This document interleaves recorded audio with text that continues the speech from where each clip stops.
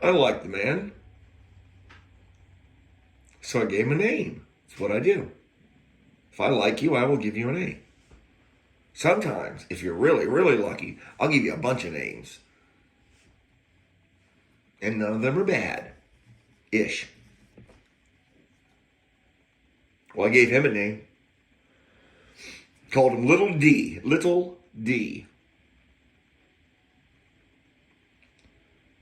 When I met him, 6'3", 6'3", maybe even 6'4".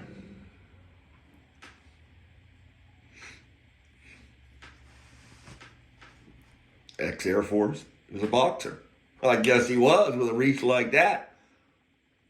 Little D had. Retired from the Secret Service. Daggone double dipper. Daggone double dipper. Double dipper. Double dipper. I'm trying to say. He used to come into the lounge that I went into to cigar lounge. And I would go in and kind of befriended a couple of the people. Got kind of friendly going in and out. Drink my Cokes and pick out a few nice cigars out of the humidor. Maybe stay, smoke one sometimes. Sometimes just get out, go on, leave. Alcohol is served there. But if I didn't feel comfortable going into an establishment that served alcohol, then I wouldn't do it. So it's just me. I met Little D. Yep, met him. He was one of the patrons. Met him there. By that point, the MS had reached a point to where it was now becoming an issue in his life. And when I first met him, he still had his privilege, by the way, privilege to drive, because it is a privilege, not a right, to drive a motor vehicle on these here roadways. Get that through your head so when the cop stops you, be nice. It is a privilege to drive a motor vehicle on these here roadways. So, there you go. Now I'm off track. I hope you're happy. Well, state of Maryland. They took his license. They came to his house. There's a deflating day, huh? Took his license. That was really his only, when I met him by that point, that was really his only escape from the house. Was for him to drive down to the cigar lounge and, I'm sure he'd like to drink a beer or two, but that's, with the MS, that was not an option unless you wanted to have an accident. And there's not that much undergarments. No, there's just not. Depends, whatever. No. We've had an accident together, so I can attest to that.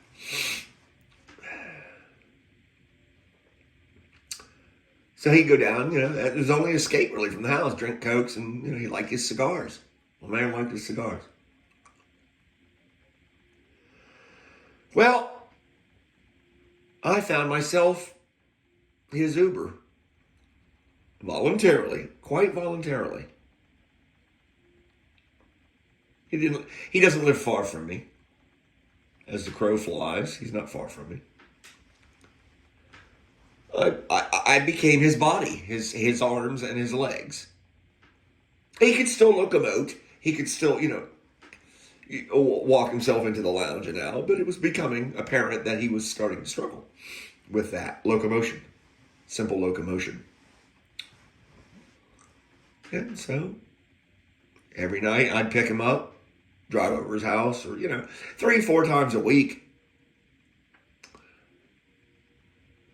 Oh, the BJs and the bottled water for the cooler. God, those things are heavy. We got tight. We became the salt and pepper. We was just salt and pepper. Yeah, we were. You ever shaved a black person's head? I have. It is not an easy thing to do.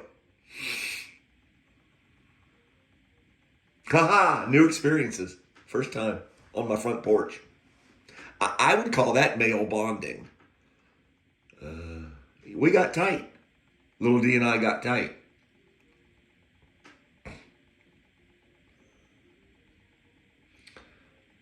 Much like, I should not say much like, excuse me, like the woman in the story who washes Jesus' feet with her perfume and dries said feet with her hair. It was my privilege to shave Butthead's head chrome dome. I was honored to do this, to be allowed to do this. One night I'm coming out of the bathroom. He's sitting up at the bar and he's just, smoking his cigar, drinking his Coca-Cola. We're watching watching football or something. And I notice little D's he's sporting a new Perdomo cigar hat with right down to the included sewn-in bottle cap opener. Like, yeah, you'd be using that a lot in the 21st century. But I don't know, whatever, nice touch. I look at him and say, oh man, because the cigar rep was just there. He had just finished up. I said, oh man, that's sporting, where's mine? He looked down and he said, what? I said, where mine at? He said, you got to get your own, man. I said, oh, hell no, you did not just say that. You did not just say. And he starts grinning like the little kid that, stole the whatever. Put the frog down in Lucy's, panties or whatever. Made me go out there like a little beaten, little spoiled dog, puppy that I am, go out there and have to beg for my own hat. That's how little D treated me. That's right.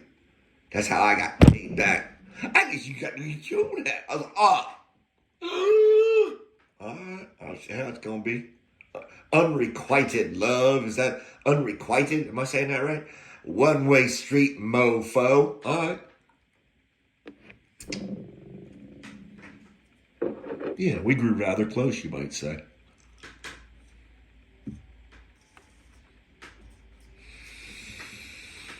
Very close.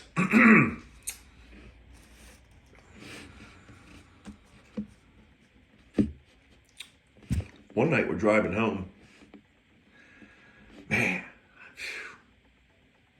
I'm going to tell you what, we ate some 1:30 a.m. McDonald's cheeseburger. Oh, we got on the menu. I told you. We have cheeseburgers, or we got, what did you say? We got cheeseburger, we got fries, we got something else. That's it. That's all we got. I was like, okay, whoa, chill, dude, chill. Okay, we'll take some cheeseburger. How many of those nice that we have? Oh, yeah, whatever. One night we're driving home. We're coming out of town, the town down there, the lounge area. Coming up 5. There's a couple straightaways on 5. It's an interesting road. It's a country road in that it's 2 lanes each way. A lot of solid yellow lines and some passing zones. But the speed limit, I want to say, is 50 through a lot of there. It is, so you can hit it. Yeah, one night we're coming home. It's probably, I want to say it was a Sunday night or something. So it's like 11:30. They've kicked us out of the lounge. We're driving home. And there's a school there. It was either elementary school or there's like a small industrial. There's 2 straightaways. I think it was the school one. Now, this is a healthy straightaway. This straightaway is going to be 1/8 of a mile. No, it's a 1/4 mile. At least a 1/4 mile of just flat, straight. Absolutely.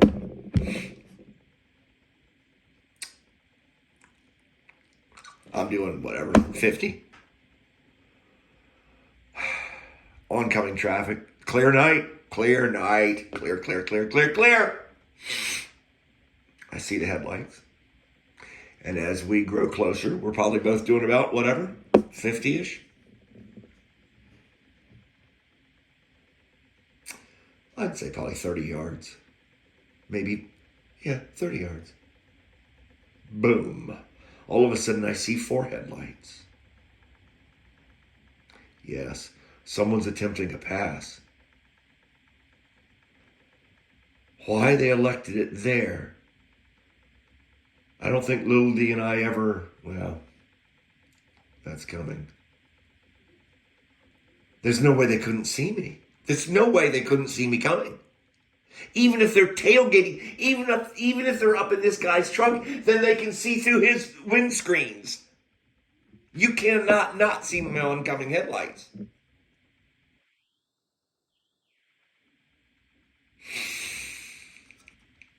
So, I'm driving, I see 2 headlights, I see 4 headlights.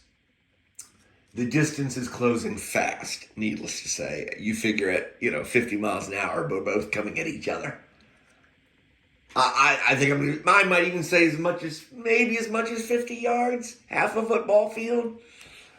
We're both doing 50 on it, maybe. I don't even think it was 50 yards, gang. I want to say it was like 30, 40 yards, maybe. 4 headlights. I have nothing for reaction time. Nothing. I certainly can't go to the left. I can't even see the right. It's dark. There's no moon. There's nothing. I know there's a rough, gravelly shoulder, but my reaction time, it's zero. I see 2 headlights. I see 4 headlights. I think sudden impact. And that's all I'm thinking. I'm almost getting ready to ass butt that I am tense up, which is the worst thing you can do. But it's a reflex. No more suddenly did I see 4 headlights than I saw the 2 headlights in front of me swept. I mean swept. Swept off to my right, the shoulder, their left. I didn't hear tires. I didn't hear screech. I didn't see tires. I just saw the headlights swept out of my way.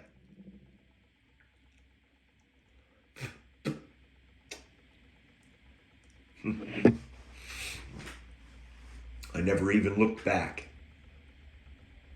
I never slowed down. I never even looked back to see if this oncoming motorist had managed to negotiate the shoulder and stay on the road. Or if he'd gone off into like the ditch, he probably would have rolled if he did. It's pretty rough there around the edges. A few seconds later, I turned to Little D. He kind of turned to me and looked. And I said, "You realize that was a head-on collision just then, don't you?" He didn't say a word. He turned back and he looked out the front windscreen. And we drove home. Now, here's where I play devil's advocate and Mr. Transparency. You can say butthead that decided to make a pass at the last minute somehow couldn't see my headlights. Somehow could not see my headlights. You can say that. You can say, well, he was drunk. He was drunk. Or on something, which impaired his judgment of distance. You can say all that. Go ahead. I don't care. Then you tell me how, within a second, that same person can decide to cut his wheels just right so this car just sort of seems to go like at a 45 right out of my way. Like it was swept out of my way. I never heard anything. I never heard tires. I never heard screeching. I never heard wheels. We, and Little D would attest to this, we never heard a sound. I saw nothing in my rearview mirror like brake lights or, gravel flying in brake light. Nothing.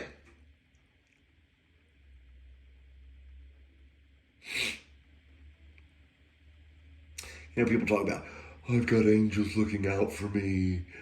I want to start puking. I do.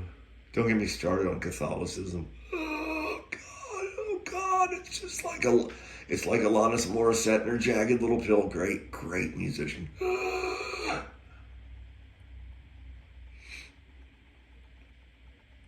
I have one God that I pray to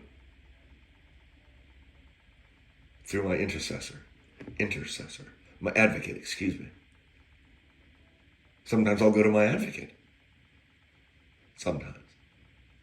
Or sometimes I'll try to commune, attempt to allow the Holy Ghost, the ghost itself to commune directly within my being when I can shut my brain off long enough. But when I pray to the Father. Done, period. End of discussion. I pray to Daddy. Guess what?